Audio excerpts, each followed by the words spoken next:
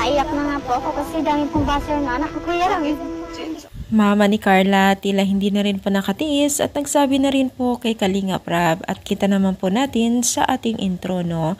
So bago natin ipagpatuloy ang ating paksa for today's video, kung bago ka pa lang sa aking channel, please subscribe po, like, and pakit na rin pa natin guys ang notification bell upang ma-update po tayo tuwing ako pinag-upload patungkol sa Team Kalinga, no? So please support po din natin itong sila Kalinga Prab.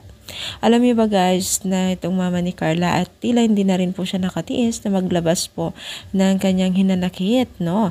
Dahil nga po dito sa pamabas di umano po ng ilan netizens kay Carla dito sa mga panghaplos o panghampas niya kay Jomar. So, masasabi ko lang normal talaga na magkakaroon talaga ng basher si Carla kasi unang-una guys, sobrang sikat na niya ngayon. So, much better dyan ay hindi pansinin yung mga basher kasi normal talaga yan, sobra. Kahit sinong artista, kahit wala kang ginagawa, mababash ka at mababash kahit ultimo small YouTuber, mababash.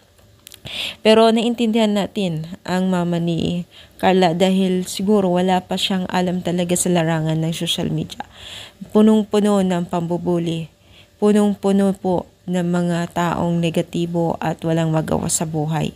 Which is talagang yan dapat ang matutunan at malaman din po ng pamilya ni Carla na huwag magpa-apekto dahil sikat na po ang kanilang anak ay talagang hindi mo maiwasan talaga nito.